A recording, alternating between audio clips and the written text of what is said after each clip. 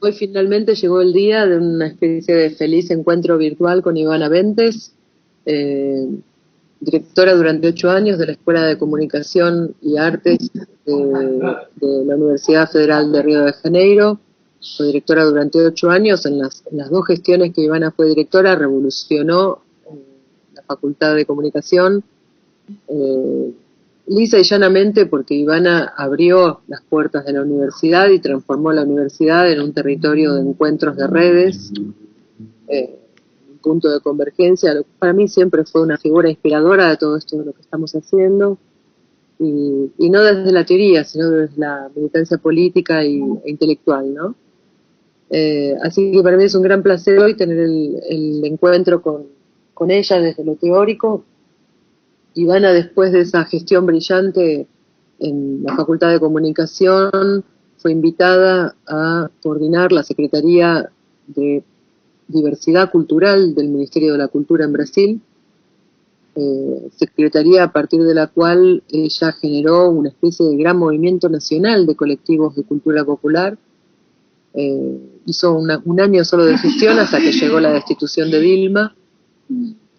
Cuando se inició el proceso de impeachment y asumió Temer, obviamente la exoneraron, y se interrumpió todo su trabajo. Los invito a que la sigan por Facebook. Qué bueno. Inclusive pueden revisar el historial de su perfil, Ivana Bentes con B larga. En ese historial, obviamente, ella utiliza, muy coherente, ¿no?, con sus propuestas, utiliza las redes como principal vía de comunicación y de articulación.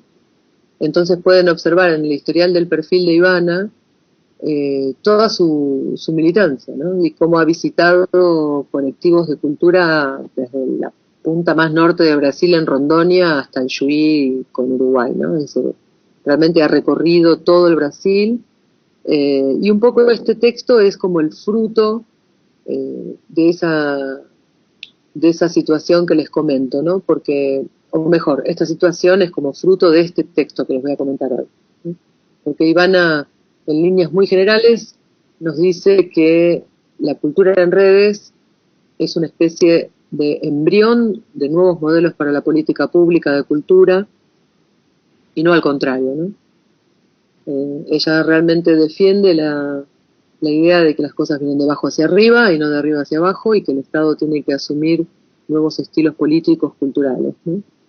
Nuevos estilos de la política para la cultura.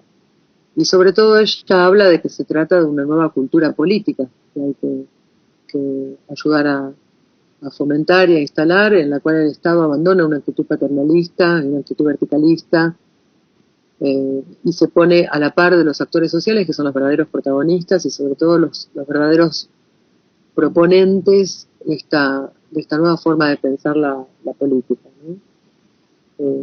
Entonces, bueno, disculpen que arranque así, pero es que el tiempo está corto, ¿no? Y quiero respetar el tiempo de todos, así que hoy charlamos un poco más. Bueno, este texto se llama, lo tienen en el grupo Facebook, se llama Redes Colaborativas y Precariado Productivo. Que está en portugués. Está en portugués, lamentablemente. ¿Alguien pudo echar una ojeadita? Yo lo bajé y ahora lo estoy viendo. La verdad es que, bueno, estuve muy a mil con lo de los finales, pero hoy a la noche me lo leo bien, ya que estoy en la cama, aprovecho. Es un texto simple, ¿no? Pero con estas ideas muy bien clavaditas en el centro, y sobre todo después comenta ejemplos, ¿no? Comenta casos, que es muy interesante de seguir, ¿no? Bueno, ahí la empecé a seguir a ella, muy muy interesante todo lo que dice. Es muy interesante. Ahora está realmente muy rabiosa porque, obviamente, ¿no?, desde un exoneramiento de cargo es difícil, ¿no? Te queda un rencor, sí, muy fuerte, una actitud muy muy fuerte, y sobre todo una inercia, ¿no? Porque venía generando una movilización de un nivel que no les explico. Era Ivana con foto con grupos indígenas, con grupos de periferias, con grupos de rap, de los Beat Boys, con los zambas, con los bomberos, es decir, para ella cultura es todo, ¿no? Visitando los terreros afro-brasileros, visitando las iglesias, visitando todos los espacios de cultura popular, y ella como actora desde el Estado construyendo redes entre todos los grupos, ¿no?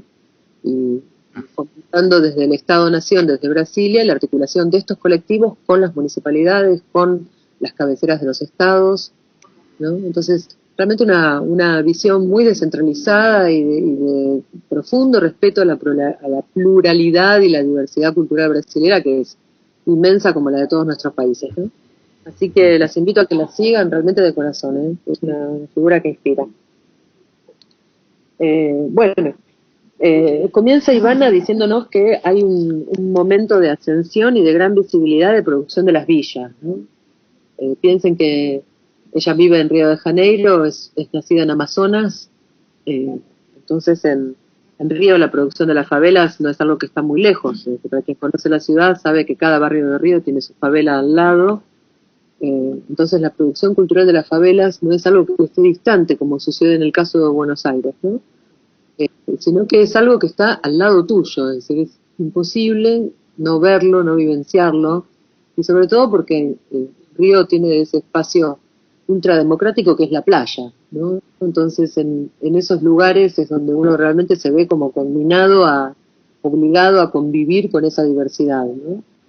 Que es algo contra lo cual el Estado brasileño luchó para convertir a Río en una especie de ciudad escenográfica para las Olimpiadas, y prácticamente lo han conseguido. Si ustedes ven las transmisiones en la televisión, parece un parque escenográfico, ¿no? La ciudad, realmente, ¿no? Pero bueno, nos dice Ivana que estamos en un momento de ascensión y visibilidad de la producción de las villas, una producción cultural que siempre ha sido desplazada de lo que se entiende como cultura, ahora sí entre comillas,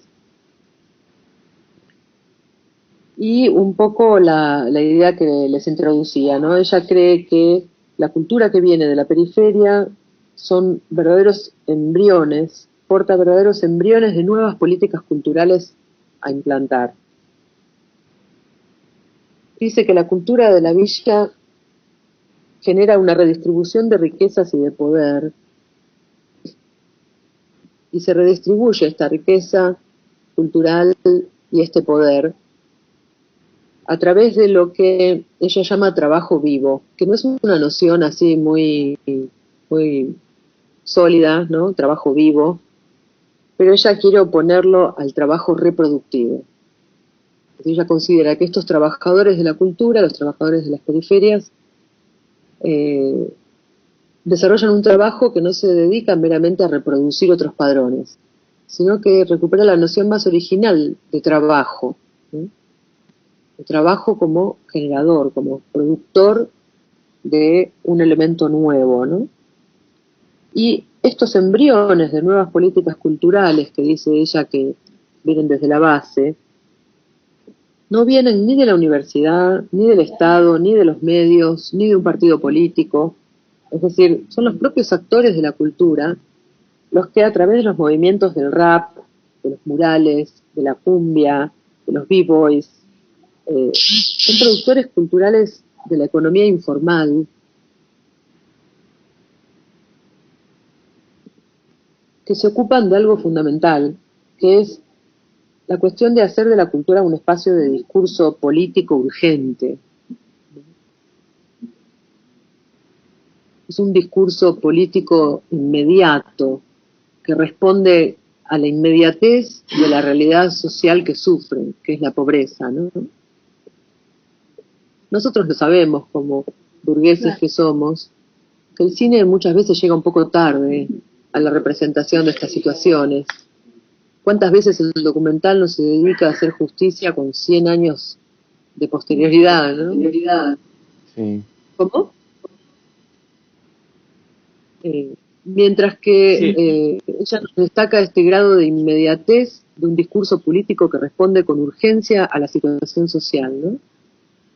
Sabemos muy bien la delicia que es escuchar el rap de las periferias, ¿no? Porque son contando las cosas en primera persona, ¿no? Es decir, el rap como la nueva narrativa, ¿no? Popular, ¿no? Los nuevos juglares, ¿no? Que no solo nos lo cuentan a nosotros, cuanto nos comparten, es decir, lo fundamental de estos actores. Por eso vamos a hablar de que no solo son productores, sino distribuidores de un valor de uso. porque no solo cuentan, sino que comparten esa realidad. Y en ese compartir inmediato de una urgencia política está el valor fundamental de esto, ¿no? Hay una noción de eco que me hace acordar un poco a esto de la cuestión de prosumidores, ¿no? Que a la vez tanto producen como consumen, o sea, porque el rap en realidad es como algo, es muy loco, ¿no? Como una forma así importada que surge en realidad también de las expresiones populares de Estados Unidos, en realidad. Sí, totalmente. Había leído un textito que después lo puedo subir ahí al grupo, que es sobre rap mapuche, que es como re loco y muy copado, que lo usé para la tesis. Sí, entonces en esta coyuntura, ¿no? En este cruce, ¿cómo dar visibilidad, cómo rescatar toda esta potencia cultural que tienen estos actores, ¿no? Y sobre todo, Ivana nos habla de una potencia que no es solo cultural, cuanto política. Es decir, eso es lo que me interesa. Esta idea de que estos grupos portan en sí, y por su forma de trabajar, embriones de nuevas políticas públicas. Ivana nos invita a pensar en un Estado lo suficientemente inteligente para no ponerse en un lugar paternalista, sino pararse al lado de estos actores y decir qué necesitan, ¿no? Entonces, ¿qué clase de política cultural necesitamos? Cuando nosotros visitamos los conurbanos y vemos la forma como ha sido implementada la ley de medios en nuestro contexto, tenemos mucho para aprender de esto. Entonces, nosotros en el trabajo en el conurbano sur lo que estamos viendo es que la ley de medios ha sido implantada de una forma, en primer lugar, vertical, y sobre todo prácticamente, en la práctica, unidireccional. ¿Por qué lo digo? Porque recién en el final del 2015 que empezamos a observar momentos en los que el Estado se sentaba a escuchar los actores, ¿no? Como por ejemplo el encuentro de la UNCI del año pasado, ¿no? Que es algo que no sucedió desde el comienzo, ¿no? Es decir, los sectores fueron convocados cuando tuvieron las dificultades en la implementación. Entonces esto es algo realmente muy distinto de lo que nosotros estamos observando, ¿no? Ahora Ivana nos dice, hay un contexto, ¿no?, en el que surge todo esto. ¿Cuál es ese contexto? Voy a dar algunas de las características, que no están organizadas en el texto, pero que las organizo yo en mi resumen. El primer gran elemento del contexto es que estamos frente a un momento del capitalismo cognitivo y de la información, según el cual vivimos una reestructuración productiva profunda. Ya no tenemos los sectores sociales organizados según el modelo industrial del siglo XIX, sino que estamos en una economía post-fordista que ya no necesita de las fábricas, ¿sí?, que ya no necesita de la idea de la nación. Es decir, estamos hablando de capitales transnacionales, del surgimiento del precariado y de una reestructuración productiva que notoriamente prescinde cada vez más del trabajador manual, ¿no?, del trabajador artesano, ¿no?, del operario, ¿no? Y sobre todo del operario formal, es decir, del operario con vínculos estables y en blanco de trabajo, ¿no? Entonces, por eso habla de los trabajadores de la informalidad económica, que son trabajadores de la cultura que viven en la informalidad económica, ¿no? Es decir, precariado, ¿no? La producción cultural del precariado. Es de eso de lo que está hablando Ivana.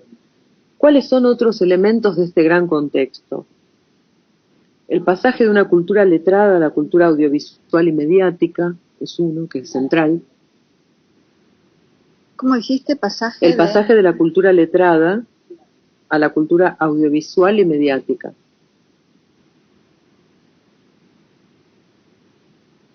Habla de la crisis del Estado proveedor,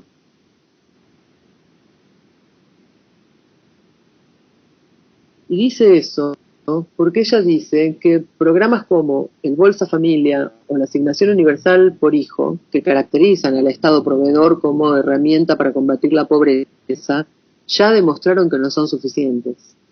Entonces estamos frente a una crisis del Estado proveedor, que por más que invente una Asignación Universal por Hijo, no consigue solo con ese instrumento combatir la pobreza. Entonces tenemos que pensar otro estado y hacer de esos horizontes de pobreza horizontes de riqueza.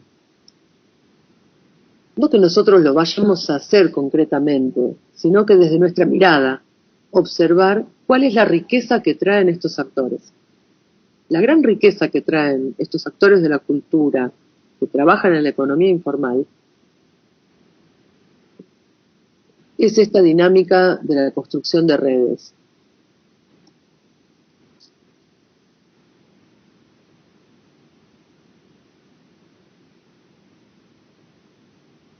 El otro elemento que coloca Ivana como cuestión del contexto es esto que acá en el discurso kirchnerista hemos llamado de la batalla cultural, ¿no? Ella dice que se trata de una gran batalla de las villas contra los estigmas creados por los medios de comunicación. Nosotros lo vemos concretamente y lo sentimos en los testimonios de la gente, ¿no? Que filmar desde sus lugares significa contestar el discurso estigmatizador de los medios de comunicación, ¿no? Entonces, ella dice, frente a los medios que te presentan la favela muerte, ¿no? Te dice la favela morchi, favela droga, favela pobreza, tenemos que hablar de la villa viva, de la villa rica,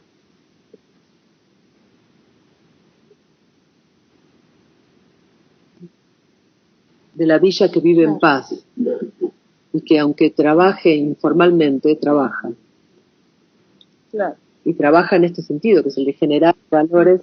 Porque si no, la riqueza además siempre lo estás viendo de lo económico. Exactamente, esa es la cuestión. Entender que parte de la resistencia es salir de una percepción del sujeto como mero actor económico. Y entender Claro. que la producción no es solo económica, sino simbólica. Y que lo simbólico en el horizonte de un capitalismo cognitivo es capital también. Claro. Entonces, no caer en esa trampa, ¿sí? Y por eso que hoy tenemos estos dos textos, ¿sí? El segundo texto voy a hablar de nuevas visiones de la economía respecto de estos actores, ¿no? Y sobre todo de la idea de los bancos sociales, de las monedas sociales, ¿no? Que rescatan una percepción del sujeto social desde una noción más amplia, ¿no? De la riqueza. Entonces, ¿de qué manera trabaja, cómo produce esta villa viva, ¿no? Que ella dice, ¿no? La favela viva? En primer lugar, trabaja ocupando espacios. La principal estrategia es ocupar espacios. Nosotros sabemos que en gran parte de estos barrios de la periferia la gente no solo genera sus propios barrios, cuanto ocupa espacios maltratados y los reacondiciona para ocuparlos y reocuparlos de maneras distintas, ¿no? Por eso mismo que el gobierno actual del tirano Temer, su principal factor de resistencia se ha constituido en las ocupaciones de los espacios de cultura, ¿no? Los movimientos de jóvenes están ocupando todo lo que es espacio cultural. Es decir, van y se instalan ahí, toman. Nosotros usamos la palabra tomar, ¿no? Han tomado todos los espacios de la cultura. Como lo que pasa acá con los centros culturales, que clausuran con tanta facilidad, ¿no? Claro. Clausuran, pero la gente lo sigue abriendo, lo sigue trabajando, lo sigue ocupando. Claro. Entonces, ¿la estrategia cuál es? Una, la de trabajar y seguir produciendo. Dos, ocupar los espacios, ¿no? Entonces nos dice Ivana, este discurso político urgente y de renovación portan formas de vida y expresiones culturales que vienen de la pobreza y que tienen que dejar de ser invisibilizadas y sobre todo empezar a ser percibidas como una riqueza que estos sectores están contribuyendo para pensarnos políticamente. Es decir, ellos están trayendo soluciones a sus propios problemas. Entonces estos lugares, que ahora irónicamente ella llama de, entre comillas, fábricas de pobreza, de hecho, son territorios y redes de creación Entonces, se destituyen todos los intermediarios de la cultura para pasar a ser ellos mismos sujetos de la comunicación y de sus propios discursos. Esto de que ellos sean dueños de sus discursos, que sean sujetos de sus propios discursos y no objetos de discursos de terceros, es central y lo que nosotros estamos llamando de revolución molecular, ¿verdad? Sí, lo que vemos con Cine en Movimiento, todo esto, Exacto, ¿no? es decir, son los actores tomando la palabra. Entonces, esto de que pasan a ser objetos de discurso para convertirse en sujetos de discurso, son sujetos de discurso sobre qué cosa. ¿Qué vemos en las películas? Son sujetos de discurso sobre las nuevas relaciones que hay entre los vecinos, sobre la violencia institucional. Son sujetos de discurso sobre la mujer. Veamos los casos de Ellas Hacen, ¿no? Claro. Están haciendo tantos cortometrajes, ¿no? Son sujetos de discurso sobre la propia pobreza que padecen. Y sobre todo ellos narran las experiencias de construir esas redes que se reproducen, dice ella muy delicianamente, rizomáticamente. ¿Y cómo se reproducen estas redes? A través de fiestas, ferias, construcción de barrios, espacios para la economía social, para las nuevas monedas sociales. Y algo que realmente me resulta muy estimulante de pensar y que también lo encontramos en nuestro objeto, es que generan vínculos que son mucho más globales que los que puede generar un Estado. Ivana habla de los guetos globales. Y nosotros lo vemos, pero muy patentemente esto. Es decir, es más fácil que nuestro cine comunitario de Villa Fiorito se comunique con el cine comunitario peruano, Claro. que se comunique con el cine comunitario del oeste, por ejemplo. Entonces, esto de los guetos globales, es decir, estos agentes de la cultura promueven un grado de la globalización mucho más profundo, mucho más práctico y directo que los que el propio Estado puede generar como política cultural. Es decir, estos movimientos no solo se enfrentan a la idea del Estado-nación, cuanto a la idea de una identidad nacional, para promover la idea de identidades comunitarias globales, a la par, con un respeto muy profundo por la diversidad, ¿no? Entonces, son formas de ir en contra de modelos tan clásicos de la política que tenemos metidos en la cabeza, y que por sobre todo nuestros estados en esta especie de magnífica época de gobiernos de centro-izquierda la han pifiado un poco en materia de políticas culturales cuando han continuado con la reproducción de los modelos paternalistas, ¿no? Y verticales, ¿no? Entonces, nos dice Ivana, ellos van en contra de lo nacional popular, por ejemplo. No se identifican con el discurso nacional y popular. Si ustedes, y lo digo con una mano en el corazón, si ustedes escucharan los discursos que se escucharon en el Interredes el fin de semana pasado, el Interredes fue un encuentro, fue la formación de una red de redes del conurbano sur, ¿no? Entonces se juntó la gente de Florencio Varela con la gente de La Plata, con la gente de varios municipios de la zona sur, y era notorio y cundía en el aire las críticas a todo lo que es el discurso de lo nacional y lo popular. ¿Y saben por qué? No porque sea una discusión teórica, sino porque la pobreza persiste.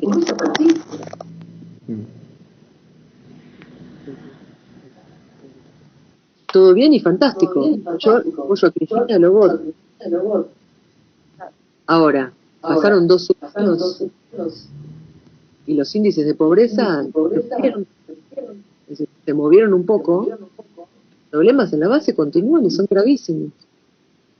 Sí, hay un tema también con la aplicación y bueno, es muy complicado. Yo viste que ahora estoy leyendo un poquito más de Laclau, que habla sobre populismo y demás. Sí. Y bueno, también como que hay una cuestión ideológica, ¿no? Que el tipo dice, en realidad el populismo no necesariamente tiene que estar alineado con una idea de izquierda. O sea, también hay populismo de derecha. O sea, es como... hubo ahí como una cuestión donde bueno, fue también difícil mover ciertos sectores, ¿no? Que están muy arraigados dentro de digamos, dentro del país, dentro de una ideología que Argentina siempre tuvo muy terrateniente. No sé, es como, me parece como, bueno, que hay luchas que no se pudieron llevar a cabo, ¿no? Tal cual, tal cual. Que la teoría y inclusive no solo digo desde, es como un poco disibana, no solo no pensar desde arriba para abajo, sino desde abajo para arriba, y que hay ciertas cuestiones que de un tejido social muy debilitado, que no se encuentra a sí mismo, que no tiene una pertenencia nada, ni siquiera de la zona, ¿no? O sea, cómo de alguna forma, nada, ciertas cuestiones con el capitalismo, con la ideología, fueron como desvinculándonos inclusive de nuestros propios pares, ¿no? Sí. Entonces, bueno, reconstruir eso es algo que nada, que es muy jodido, creo yo, ¿no? Es muy jodido. Yo creo que personalmente, sí lo digo, una opinión personal mía, yo creo que estamos en un momento en el que los modelos clásicos de democracia están en una crisis profundísima. Creo que lo que estamos viviendo realmente nos ha dejado a muchísimos en knockout, porque nosotros vemos que a pesar de que hay elecciones y representantes en el Congreso y demás, las tranzas se lideran y se cierran allá arriba y nosotros seguimos con los problemas de siempre. Es decir, tenemos una inmensa crisis de la representatividad política democrática, ¿no? Y lo que estos movimientos traen es un espíritu autogestivo y sobre todo la propuesta de esta horizontalidad, ¿no? De cómo salir de esta situación, reproducir un modelo industrial y reproducir un modelo paternalista. Entonces, ¿cuál es la solución que les va a suponer? Es la de la construcción de redes, hacer nuevas, ya no centros políticos, no entre. Entonces, se juntan los vecinos y se juntan las redes comunitarias en redes mayores. No voy a decir que prescinden del Estado, una inmensa responsabilidad para que adelante de todas maneras, pero sí un estilo político distinto, sí una cultura política diferente de la que hemos venido viendo, ¿no? Entonces voy a leer la única cita así literal de Ivana, que está en la página 3, dice: una política inteligente de gobierno debe necesariamente incluir estas experiencias culturales que se constituyen de forma rizomática, vitalizando periferias y centros, alejándose del impulso asistencialista y paternalista, y sobre todo afirmando esta calidad política. Una calidad político-estética conquistada por los movimientos culturales. Así que ella nos invita a pensar en la cultura como un laboratorio político. Dice, así como esto sucede y lo vemos patentemente en el campo de la cultura, ella cree que debería reproducirse en todos los campos, ¿no? Es decir, la salud debería organizarse así, la educación debería organizarse así. Es decir, es una gran crisis del sistema democrático, ¿no? Está incentivando nuevas formas de representación de abajo hacia arriba, ¿no?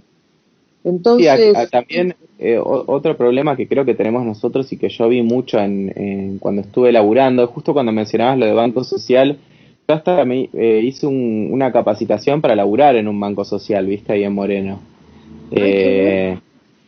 Sí, era todo, viste, online, qué sé yo, ibas haciendo el cursito, viste, estaba buenísimo. uh-huh.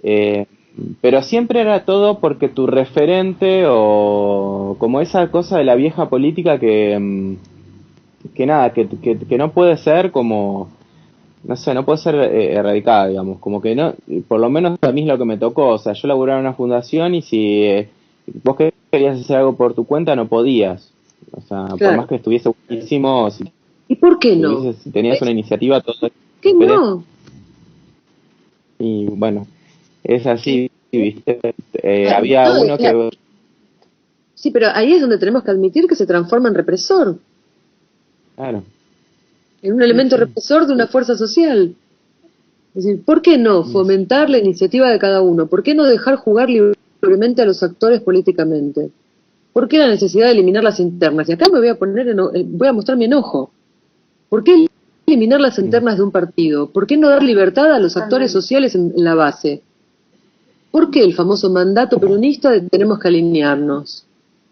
Es decir, acá tiene que venir una crítica, y no porque seamos antipopulares o porque dejemos de ser gente de izquierda, justamente todo lo contrario, porque somos a favor de la cultura popular y porque somos personas de izquierda que tenemos que romper con esa verticalidad. Entonces, acá, cuando a Andrea la loca se le ocurre, a pesar de que no hay un mango, seguir dando un seminario interno de investigación, se trata de construir un consenso entre nosotros, para construir un punto de vista crítico sobre lo que nos ha pasado, lo que nos está pasando, y no para destruir la experiencia, sino para poder hacer la crítica que necesitamos para poder continuar con esta revolución. ¿Sí? Porque nos han interrumpido, pero no va a parar. Y para que no pare, tenemos que reformularla, porque en los términos en los que se hizo no va muy bien, que digamos, porque muchos actores se han sentido, a pesar de todo, excluidos. Yo creo que la prueba es el avance impresionante del Frente de Izquierda, ¿no? Del FIT. Claro, Sí. yo creo que políticamente la prueba es esa. Y por otro lado, la desintegración del Frente, es la otra gran prueba, ¿no? De que de esa manera no podemos andar políticamente y hay que pensar cómo organizar el campo popular de otra manera. Ahora, si lo pensamos desde las políticas de cultura, y bueno, acá hay mucho para decir. Entonces, vuelvo al punto central del texto de Ivana. Dice, no es solo un síntoma, esta mudanza de política para lo cultural, sino entender que esta mudanza de política para la cultura significa y tiene implícito un cambio de cultura política. Hay una mudanza cultural de la política pública que tiene que venir. Y que viviendo en una sociedad del 2.0 ya es inevitable. Es decir, ¿por qué nos llaman a referéndum cuando son los grandes temas? ¿Qué costaría organizar hoy un voto electrónico para hacer referéndum sobre los temas estratégicos para la nación? ¿Por qué no se toman esas decisiones políticas? ¿Por qué no? Dilma, cuando se abrió el proceso del impeachment, fue lo primero que salió a declarar, que si volvía al gobierno iba a implementar herramientas para las consultas directas con mucha más frecuencia. Y la verdad que con eso reconquistó a un par de aliados, ¿eh? Muy bien. Pero bueno, no la van a dejar. No va a volver. Sí. No va a volver. Igual también eso es como... Bueno, ahí justo estaba leyendo una de las partecitas también del libro de Laclau que habla de la psicología del pueblo, ¿no? O sea, cómo el pueblo de alguna forma, o sea, bueno, es como... Es muy particular, porque quizás nosotros haríamos una consulta popular, o bueno, sin ir más lejos, todo lo que pasó en Reino Unido, ¿no? O sea, ¿cómo? Sí, perdón, sí.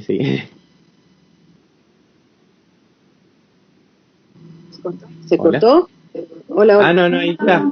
No, que nada, bueno, eso que justo pensaba, ¿no? Cómo es tan particular, ¿no? O sea, y que todavía cuesta también independizar o emancipar un poco el pensamiento de que está tan enraizado por una misma tradición que nada, bueno, es como volver a las bases de Williams, ¿no? Pensar cómo se borran las huellitas que van dejando los medios de comunicación, muchísimas cosas que bueno, falta un camino por recorrer. Sí, tal cual. Pero al mismo tiempo tampoco dejemos de ver el lado lleno del vaso, ¿no? Es decir, están estas experiencias de la cultura, están estos actores, se están organizando, los vemos trabajar, los vemos avanzar, vemos cómo continúan trabajando a pesar del cambio de gobierno.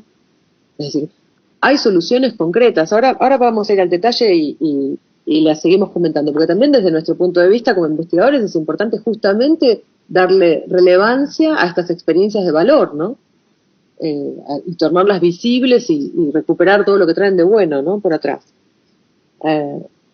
Entonces, bueno, ella coloca como ejemplo la economía y la cultura del funk y del hip hop, ¿no? Entonces dice, ¿qué hace el Estado? Claro, el Estado ve al pibe vendiendo los CDs truchos de los grupos de funk a la salida de las bailantas, y el Estado, ¿qué se le ocurre hacer? Va y reprime. Mete preso al que vende copias piratas de películas o de música, ¿no? Y ella se pregunta, ¿es todo lo que el Estado puede hacer? ¿Por qué no valorizar ese agente cultural?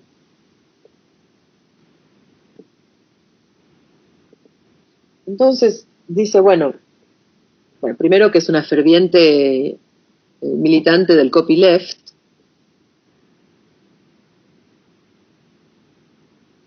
Entonces dice, bueno, la propuesta que hacen estos colectivos es la de la red, horizontal, acentrada, rizomática, autoorganizada, sobre todo colaborativa. Y nos habla en el texto de que genera varias cosas. Primero, el pasaje de la educación no formal como entrada a la educación formal. Esto, si estuviera Iván acá, Iván es un testigo de todo esto, ¿no? En el proyecto en Villa Hudson, él contiene en el taller de cine a pibes que no van al secundario, son los casos ni, ¿no? Que ni estudian ni trabajan, ¿no? Y él ya vio más de un caso que por participar de estos espacios de educación no formal, los chicos acaban inscribiéndose en el colegio, ¿no? Entonces estos espacios trabajan como un pasaje de la educación no formal a la educación formal, como transferencia de capital simbólico. Sí, mi amor.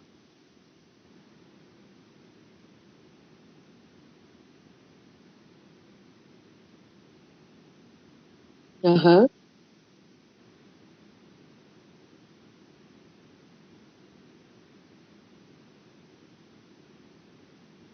ajá. Claro.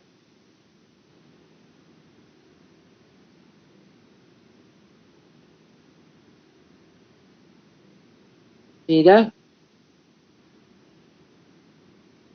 mira, mira. Claro que se puede. Exactamente.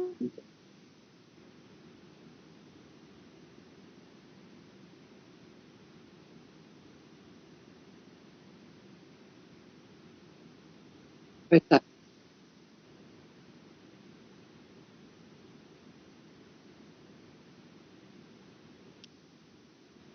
Estamos todos abajo. Claro, claro, claro. Eso- y esa es la realidad, ¿no? El caso de la Universidad de Lanús es otro muy claro, ¿no?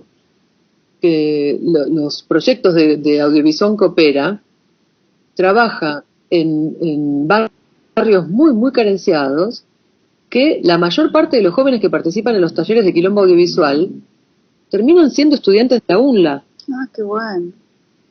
¿Y eso por qué? Porque entienden que la universidad no es un lugar allá arriba, alejado, ¿no? Sino que la universidad es un lugar abierto y accesible, ¿no? Entonces, Audiovisión Coopera lo muestra clarísimo esto, ¿no? Entonces habla de transferencia de capital simbólico, ¿no? Esto de romper inclusive los prejuicios que hay de abajo hacia arriba, ¿no? ¿Cuál es la otra virtud de las redes? Administran la cultura que producen. Ellos producen, administran y consumen la propia cultura.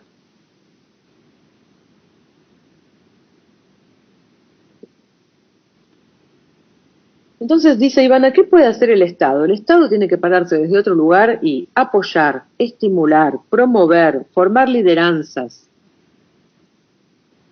formar agentes de cultura, promover eventos, condiciones mínimas de desarrollo. Es decir, todo lo que ha sido políticas de inclusión digital, notoriamente tiene una incidencia sobre esto. Es decir, que los pibes tengan una computadora es básico para que empiecen a construirse las redes, ¿no? Para que las redes no sean solo barriales, ¿no? Entonces, ahí viene la segunda parte del texto, en donde ella habla de redes colaborativas y el modelo P2P. P2P, que es peer-to-peer, ¿no? Peer-to-peer es puerto a puerto, ¿no? Muelle a muelle, ¿no? Punto a punto, ¿no? Modelo P. P2P, que es la forma en inglés de decir Puerto a puerto. peer-to-peer, es un puerto al puerto, ¿no? Punto a punto, ¿no? Sería. Entonces, redes colaborativas y el modelo P2P, P2P. ¿Cuáles son las características? Primero, se descentralizan los medios de producción.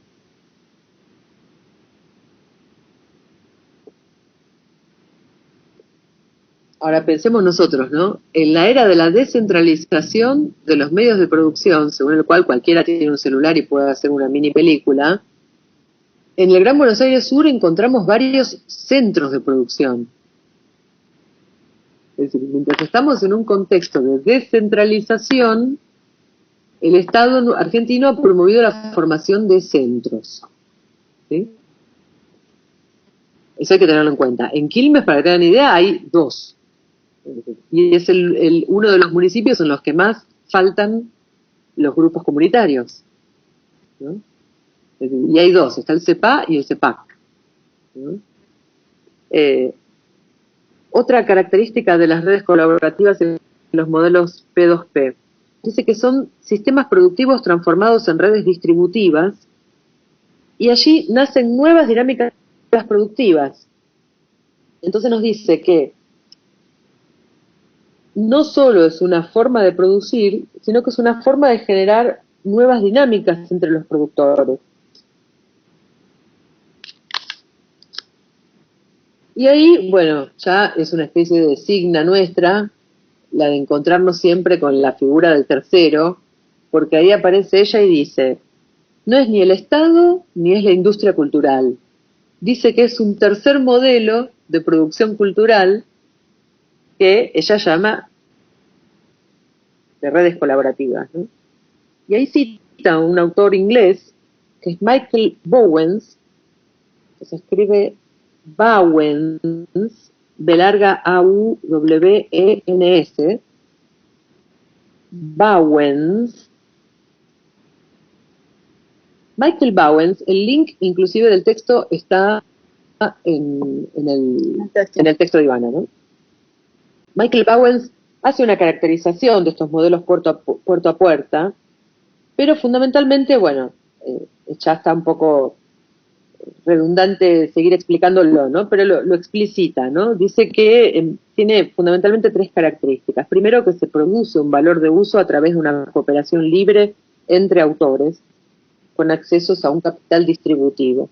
Dice, lo que se produce es una red, se produce dentro de una red de actores que colaboran entre sí mutuamente y libremente. En segundo lugar, que esta comunidad de productores, ella propia se autoadministra. Es decir, no hay una jerarquía empresarial, no hay una jerarquía del Estado. Él habla de un tercer modo de autoridad, según el cual las decisiones se toman colectivamente, entre pares. Entonces, primero tenemos vínculos colaborativos libres y horizontales. Segundo, tenemos una autoridad establecida en forma horizontal, sin jerarquía. Y tercero, dicen que estas redes disponibilizan libremente a otros fuera de la red el valor de uso que producen, según un principio de universalización del capital. Entonces, lo que se produce en la red no es solo para la gente de la red. Vayan a preguntar a cualquier uno de estos actores si van a ser pijoteros a la hora de compartir con otras redes o con otros actores o con nuevos sujetos. individuales, inclusive las soluciones que van generando, ¿no? Para nada, es decir, esto se disponibiliza libremente bajo los valores y los principios de la universalidad. Entonces hablamos, y este es el elemento importante, de nuevos regímenes de la propiedad común.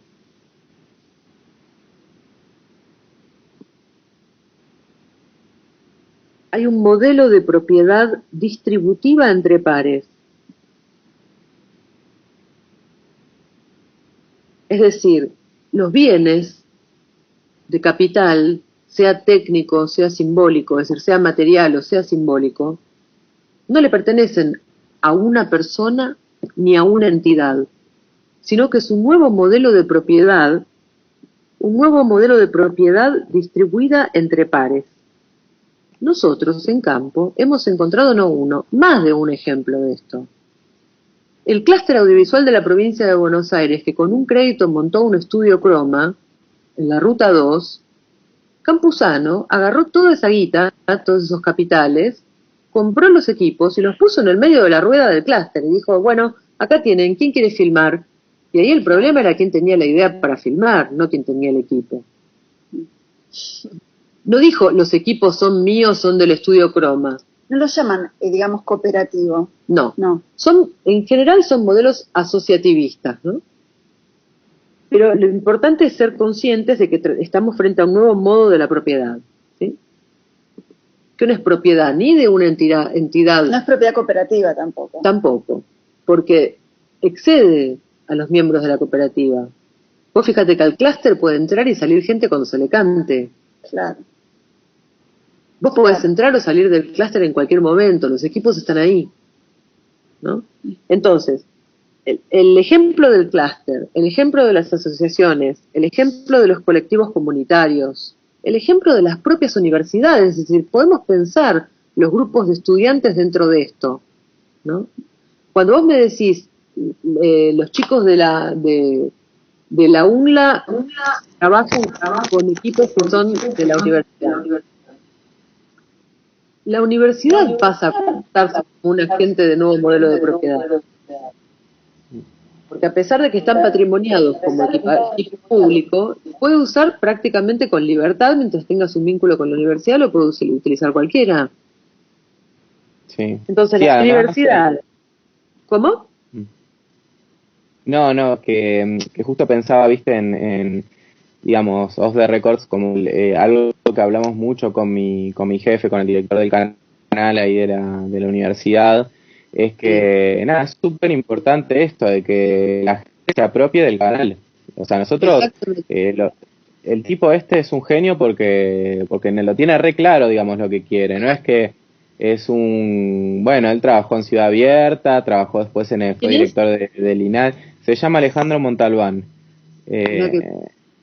Y estuvo muy metido en sociales, viste, conoce a todo, bueno, a Rubinich lo conoce, mismo, bueno, a Emilio lo conoce por un grupo, Emilio lo conoce por un grupo viejo que tenían ellos, pero él siempre estuvo muy metido en sociales, viste, muy siempre después fue ampliándose al mundo audiovisual, pero bueno, es productor produjo esta tira de Los Siete Locos que estaba ahí en la TV pública, él es el productor.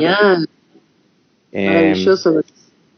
Y tiene súper claro esto, ¿no? Que dice, bueno, nosotros ya... De hecho, este texto ya mismo se lo voy a mandar porque me parece que va en sintonía directa con lo que nosotros queremos hacer. O sea, es algo que de a poco se va avanzando, pero... Claro. Pero vos fijate, Gonza, que también encontramos las contradicciones, ¿no? El caso del canal de la UNCI o el caso del canal de la UNAG, ¿no? Si bien la UNAG tiene el cine móvil y tiene parte de los equipos que salen a la comunidad, Iván, por ejemplo, lo padece mucho porque no le prestan muchas cosas para salir acá, ¿viste? Tiene que usar sus propios equipos. O la misma UNCI que teniendo un curso de comunicación, los estudiantes no pueden pisar el canal, ¿no? Es muy loco. Entonces, en nuestro campo tenemos contradicciones muy grandes, ¿viste? Que tenemos que empezar a pensar en cómo las ponemos en los textos, cómo las comentamos. Por eso me resulta tan importante que avancemos hacia un modelo de estudios de caso.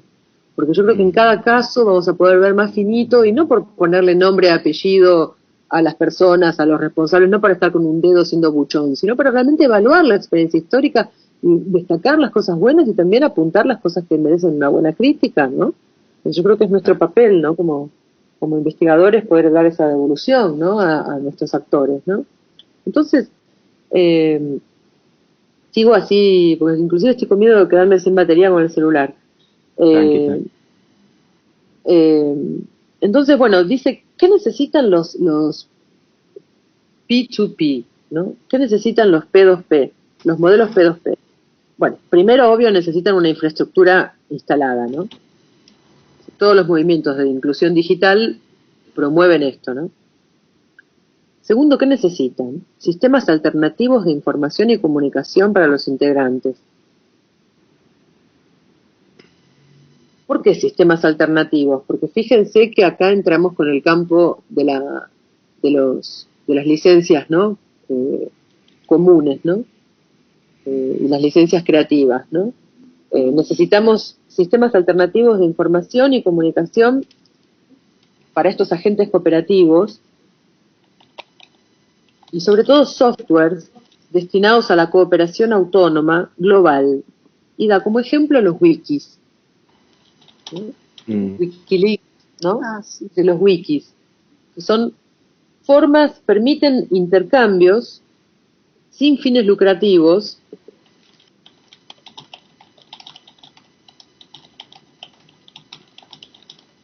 entre pares, y nos dice que necesitamos dos elementos más. Estamos hablando de Bowens, ¿no? Cómo caracteriza los modelos de P2P, ¿no? Pues primero, necesitan una infraestructura, por eso que todo movimiento de inclusión digital es válido. Dos, tipos de información y comunicación entre los integrantes o agentes cooperantes. ¿Por qué? Porque se produce, distribuye y consume dentro de esas redes. Tercero, la existencia de softwares destinados a la cooperación autónoma global. En cuarto lugar, nos dice una infraestructura legal que permita la creación de estos valores de uso y que los proteja de la apropiación privada, ¿no?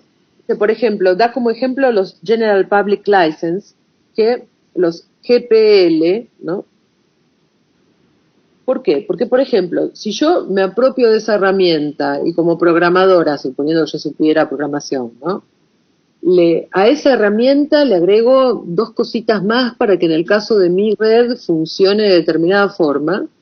Tengo que tener un amparo legal según el cual esa innovación que yo le hice a esa herramienta, a ese software, no se transforme en una propiedad privada mía, y sí que siga siendo de uso común a todos, ¿no?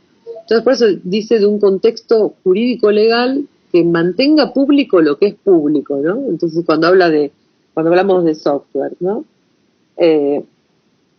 Por último, dice que el requisito es el requisito cultural. Y acá habla de una noción que la verdad que a mí me costó un poco, la entiendo, pero me cuesta tragarla, digerirla, que es el desarrollo de un individualismo cooperativo.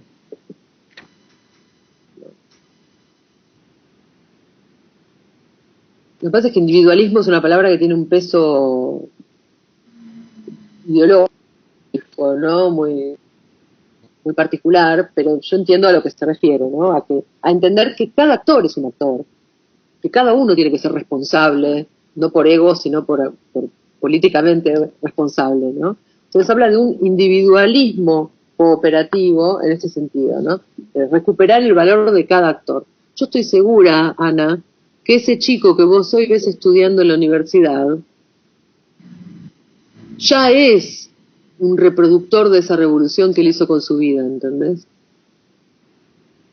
Lo que necesita son las condiciones alrededor, y es ahí donde el Estado tiene que comportarse de otra manera y asumir un estilo, una cultura política distinta para hacer las políticas de la cultura, para que ese chico realmente pueda llevar adelante esa revolución que ya hizo en su propia vida, ¿no?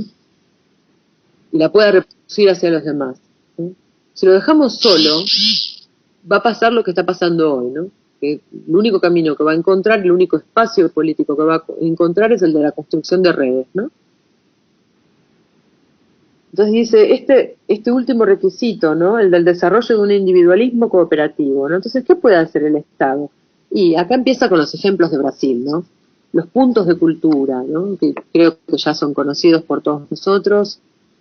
Las experiencias de los puntos de cultura. Toda ciudad... ¿En Brasil? Sí. No sé qué es. Gilberto Gil, primera presidencia de Lula. Toda ciudad con más de 80.000 habitantes, que en Brasil son muchas, se ganaba un centro de cultura digital. El Estado les ponía, que es un poco lo que acá han llamado de NAC, ¿no? Los núcleos de acceso a la comunicación, ¿no? No me acuerdo exactamente el nombre que han tenido en Brasil, pero son los puntos de cultura. Los puntos de cultura son centros creados por el Estado con base en instituciones comunitarias en donde se les ofreció a la población toda una plataforma digital, ¿no? Para montar la propia radio, para armar una red de computadoras que los chicos que no tenían compu en casa pudieran ir a usar, ¿sí? Con el pasar de los años, y esto la estoy sintetizando por favor y haciendo muy corta por favor para que, les pido que me entiendan para que quepan la clase. Esto fue primera presidencia de Lula, año 2002, ¿sí? Estamos en el 2016. 10 años después, los pibes que con 18 se acercaban a estos puntos de cultura, ya eran hombres. Y se dieron cuenta de que eran muchos puntos de cultura, que lo único que había que hacer era vincular a los puntos de cultura entre sí y generar una red de puntos de cultura. Sobre esta base, es sobre la base que nació este gran movimiento en Brasil que se llama Fuera del Eje. ¿Por qué? Porque en esta red, Fora do Eixo, ¿no? El caso Fora do Eixo, que es un caso muy, muy paradigmático de toda esta dinámica de red. ¿Por qué? ¿Por qué se llamaban Fuera del Eje, no? Porque en Brasil está la expresión de que el eje cultural es el eje Río-San Paulo, ¿no? Como son dos ciudades, un eje entre las dos ciudades, ¿no? Entonces, esto de dar importancia a los puntos de cultura y a la construcción de una red de puntos de cultura es estar fuera del eje. En esta red de puntos de cultura significa que es tan accesible escuchar el rap producido en Marañón como el rap producido en Goiânia, como el rap de Río se escucha en una red de horizontales, de vínculos horizontales, se escucha tanto la música de uno como la música del otro. Y doy el caso de la música, doy el ejemplo de la música porque es el caso más paradigmático y más directo de distribución en la red, ¿no? Que es mucho más simple que la distribución o la producción de cine en redes, ¿no? El caso de la música es más directo, ¿no? Entonces, estas construcciones de redes han dado lugar a verdaderos movimientos culturales que con mucho placer le han soltado la mano al Estado y comenzaron a comportarse de forma autónoma, ¿no? Por eso que hoy el movimiento Fuera del Eje se ha asumido políticamente y han construido lo que ellos llaman el PCult, que es el Partido de las Culturas, ¿no? Que sabemos que funcionan como un ala a la izquierda dentro del PT, ¿no? Pero han construido un gran movimiento de las culturas, ¿no? Y es sobre eso que ha trabajado su gestión Ivana en la Secretaría de Participación, ¿no? Secretaría de la Diversidad Cultural, perdón. Entonces, ¿qué puede hacer el Estado? Entonces habla de los puntos de cultura, de la cultura como clave para pensar nuevas actitudes redemocratizantes de la sociedad civil. Es decir, cómo la cultura se transforma en el gran espacio para repensar la democracia, y no solo la cultura en sí. ¿Sí? Entonces, habla de la cultura como, de las políticas para la cultura como de los grandes laboratorios para las políticas de Estado. Y toma los modelos que vienen de la praxis cultural, modelos políticos que vienen de la praxis cultural, como grandes modelos para todas las otras áreas políticas del Estado, ¿sí? Y no solo de la cultura. Brasil, igual que nosotros, nos olvidamos de nuestras experiencias políticas, pero antes de esto, que estuvo pasando y está pasando en la política cultural brasilera, Brasil ha tenido una experiencia formidable, que es la de la creación del Sistema Único de Salud, ¿no? Que es igual de descentralizado, municipalizado, ni siquiera se respeta la estructura del Estado como provincia, no estoy hablando de los estados brasileños. El Sistema Único de Salud es un sistema apoyado en estas mismas bases, es decir, es un sistema participativo, están presentes los tres sectores que participan del sistema de salud, que son los médicos, los funcionarios públicos y la comunidad. Se construyeron consejos de salud por municipio, son consejos tripartitos donde participan estas tres partes y que deciden los rumbos de la política de salud y sobre todo los rumbos presupuestarios de la política de salud de cada municipio. Y el Sistema Único de Salud es esta inmensa red de consejos de salud, ¿no? Entonces, Brasil ha tenido varias experiencias y es el gran símbolo del retorno a la democracia, ¿no? El Sistema Único de Salud comenzó a ser batallado en el periodo de la abertura democrática, a fines de los años 70, comienzo de los 80, y hoy sigue vivo, ¿no? Es decir, con crisis, ¿no? Y demás, no voy a idealizar porque no estoy ya en edad de idealizar nada, pero realmente la idea y el origen de este sistema es así. Entonces, Brasil ha tenido varias experiencias. La experiencia de la salud ha sido pionera y esta experiencia de los puntos de cultura del ministro Gil también es realmente formidable e histórica, ¿no? Para mí es una experiencia histórica de referencia para toda América Latina. Entonces, Ivana termina el texto bajándole la caña al Estado. No necesitamos becas, no necesitamos subsidios, necesitamos estímulos, necesitamos aparatos que no podemos comprar, necesitamos que Carga de batería baja, Tex. No, dice que estamos en una crisis de extinción de la tutela intelectual y económica sobre los movimientos de la cultura, porque los movimientos de la cultura ya ni nos escuchan, ni necesitan de nuestro dinero, sino que se están moviendo solos. Y van allá y lo hacen. En Argentina, como todo, es más particular. Acá los casos que hemos visto, no es la primera vez que sentimos la presencia de un Estado, entre comillas, amigo. Ahora estamos todos en el duelo del Estado amigo, que ya no está. Pero habla acá Ivana de la crisis y extinción de la tutela intelectual y económica sobre estos movimientos que desconfían de las relaciones asimétricas establecidas tanto con la industria de la comunicación, con la industria de la cultura, como con el propio Estado, ¿no? Entonces, esta es la propuesta. Dice que la universidad, los medios y el marketing social ya no son los lugares donde se producen los nuevos mundos. Ella dice, la producción de mundos no está ya en las instituciones, sino en estas redes. Estas redes son las que hacen nacer nuevos mundos posibles, nuevas vidas posibles para esta gente, nuevas experiencias de la cultura y de la vivencia ciudadana para toda esta población. Entonces son ellos los que generan nuevos mundos, los que producen nuevos mundos, y no la universidad con espíritu asistencialista, ¿no? Por eso que a mí también me preocupa tanto esto de quedarnos solo como intelectuales observando el caso. Me parece que tenemos que bajarnos del caballo y asumirnos actores sociales pares que puedan participar de ese movimiento con ideas y sobre todo haciendo de la universidad un espacio que sea pivot, que sea reflejo, que sea respuesta, que sea un lugar de articulación, que ayude, que colabore con todo esto que está pasando, ¿no? Porque sabemos de las dificultades que hay en nuestro contexto para generar las vinculaciones. Hemos hecho el mapa y nos dimos cuenta de la desconexión que hay entre todos. Entonces, nuestro lugar no es solo el del estudio, sino también el del actor. Y es ahí en donde tenemos que salirnos del lugar del letrado, del que va a iluminarle la vida a alguien, y ponernos a remangarnos y ponernos a trabajar a la par y participar de estos lugares, ¿no? Yo sé que estamos de acuerdo en esta estructura todos, y por eso está Gonzalo trabajando donde estás, por eso está Ana Karen trabajando donde estás, por eso estamos todos trabajando donde estamos trabajando cada uno, ¿no? Es decir, creo que Está bien, ¿es nuestro papel escribir? Sí. ¿Es nuestro papel publicar? Sí. Es más, a mí no me garpan el salario sin público.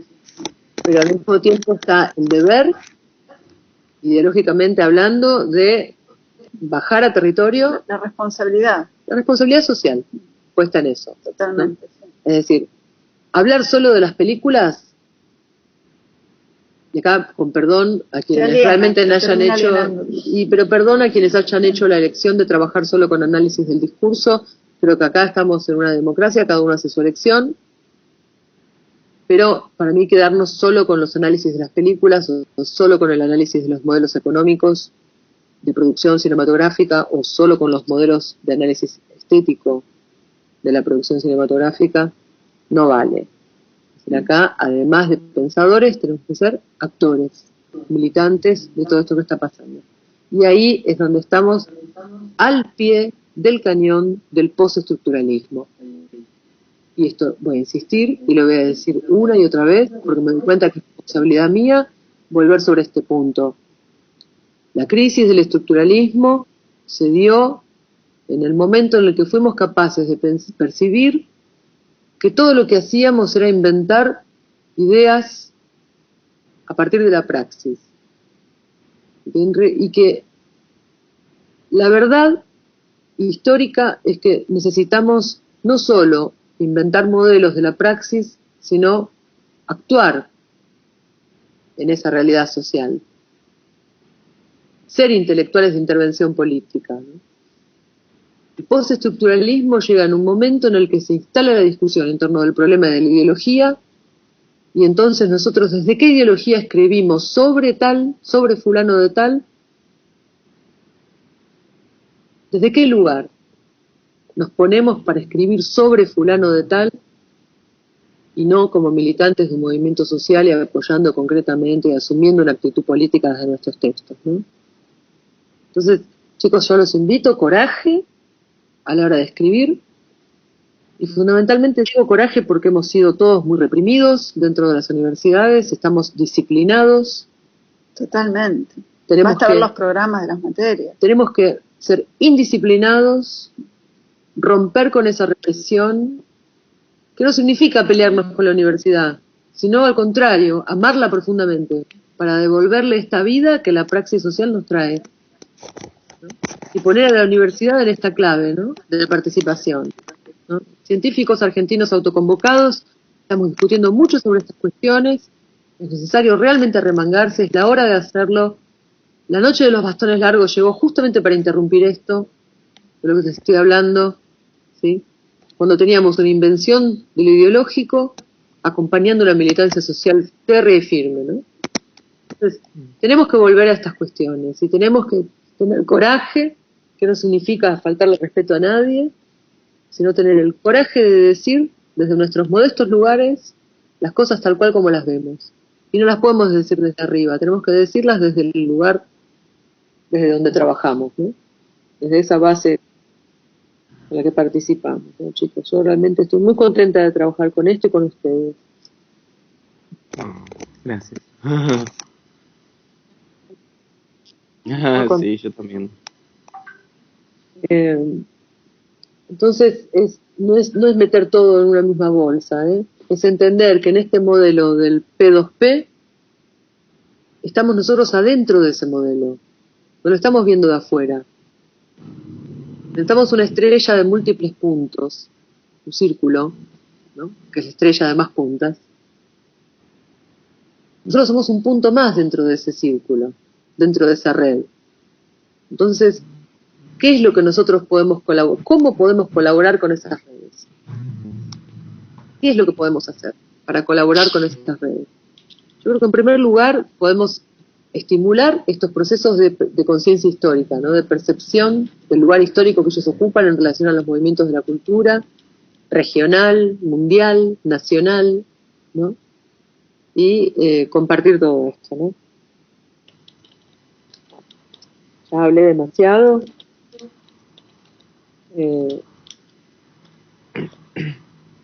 Respecto del segundo texto, que es un texto de dos chicas muy jóvenes, Zakroitsky, Ariana y Urturi, Andrea. El texto se llama Crédito y Comunidad, debates, esquemas y experiencias en el campo de las finanzas solidarias.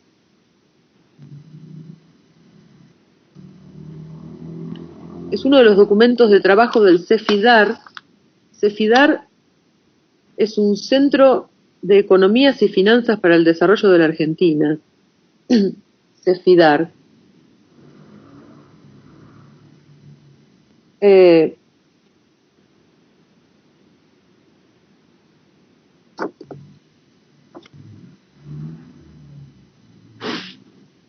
No voy a entrar concretamente en el texto, discúlpenme, pero no voy a entrar concretamente en el texto porque me parece que este texto es como una especie de traducción a la teoría económica de todo lo que Ivana nos venía explicando desde la teoría cultural, ¿no? Estas chicas lo que intentan es demostrar cómo el neoliberalismo se encarga de construir individuos aislados, mientras que la economía social pone en práctica el concepto de mancomunión.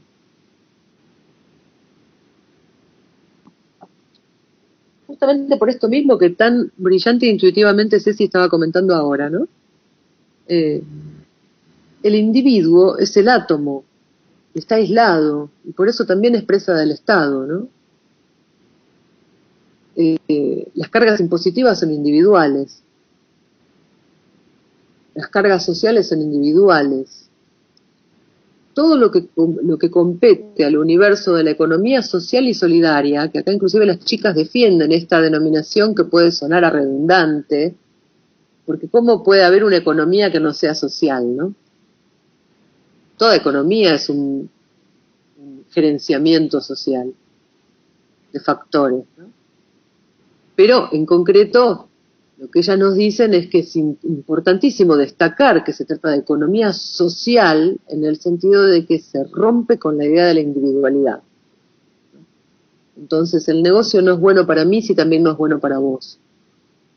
Yo no puedo ser...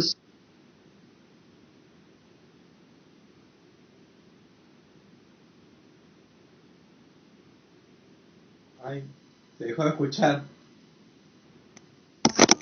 Parece que se cortó. ¿Se habrá quedado sin batería?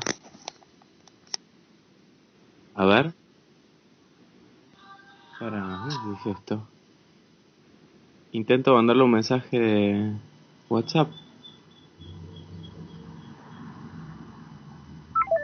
Se cortó.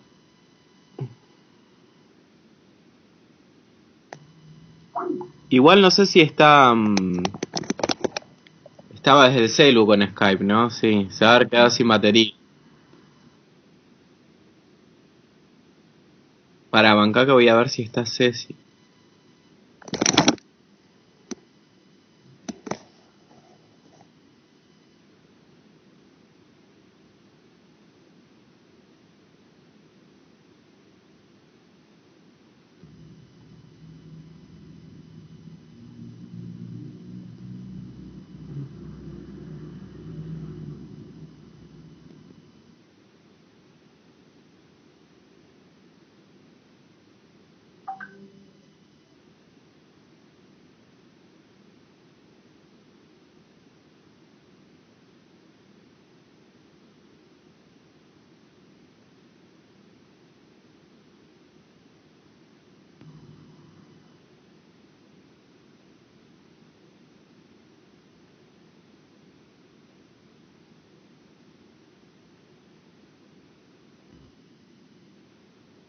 Le mandé un WhatsApp, pero... a ver... Ahí dice en línea Ceci, así es que debe estar leyéndolo.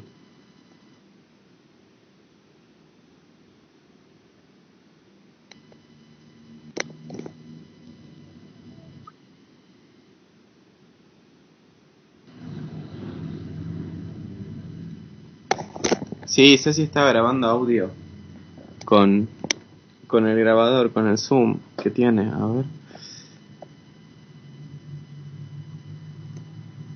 Es raro, porque Ceci me aparece como que está conectada en el WhatsApp.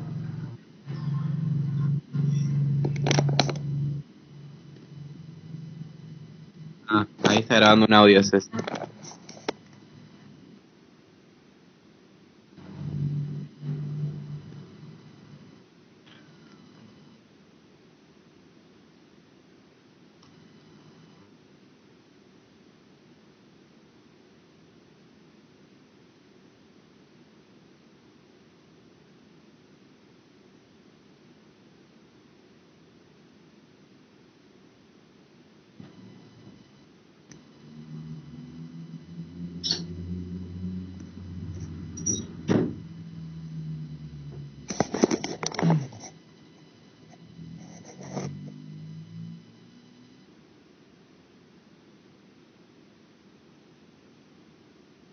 Hola chicos, se me cortó el Skype porque me quedé sin batería efectivamente. Bueno, tenés tu cargador acá. No.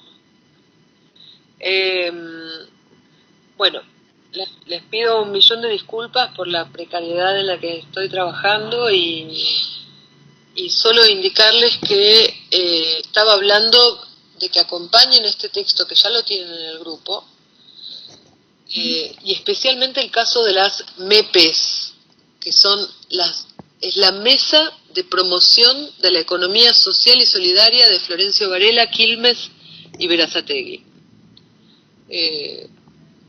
Voy a intentar bajar el Skype acá en el celu de Cecilia y seguimos en un minutito. Les pido que me esperen, ¿eh? Besito a todos. Bueno, yo aprovecho para ir al baño. Ahí vengo.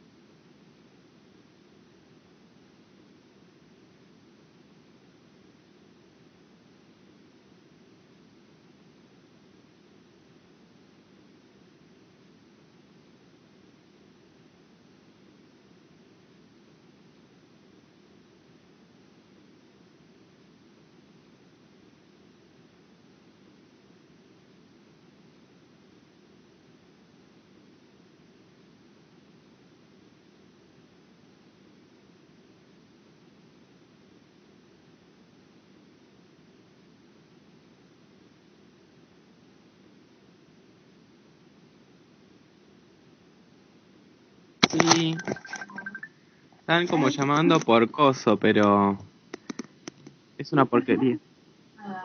Es una porquería, no sé qué dice, a ver. Ahora llamamos, dice Ceci.